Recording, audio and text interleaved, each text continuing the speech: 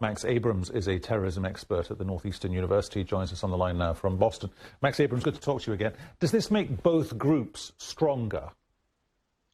I think that it does. You know, both groups, when you think about it, they're in similar situations because they're in a time of relative weakness for them. I believe that in the coming months, Islamic State is going to get battered increasingly in its stronghold of Iraq.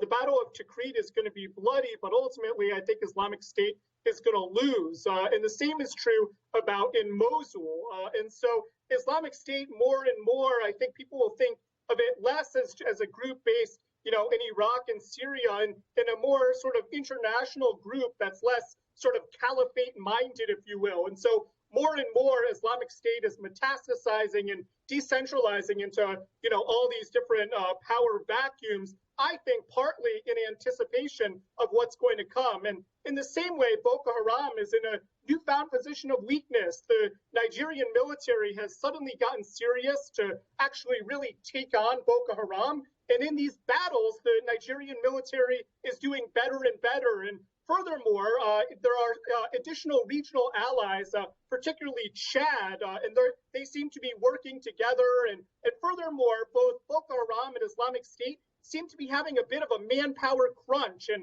I believe that's why increasingly both groups are turning to the use of women, including as suicide bombers. And so, again, these groups are in a position of relative weakness. And so it makes sense for them more and more to try to, you know, coalesce. Does it also mean, however, that the outside world has to engage with what's going on in the northeast of Nigeria? Perhaps it hasn't done that in the way that it's constantly engaged with what goes on across the Middle East and other aspects of what goes on in the Middle East. So Islamic State in Syria, Islamic State in Iraq, yes, the world is across that, but Nigeria is a place, a space that, say, the State Department perhaps is not as up on as it is when it comes to the Middle East. Yeah, I mean, there's absolutely no question. When the international community thinks about Boko Haram, historically, I think they've thought of, you know, a civil war that's been contained largely within Nigeria. And of course, increasingly it's spread out to, you know, within its neighbors, Chad, Cameroon, etc. And so people more and more are seeing it, you know, less as a civil war than as a regional conflict. But it's not a truly international threat.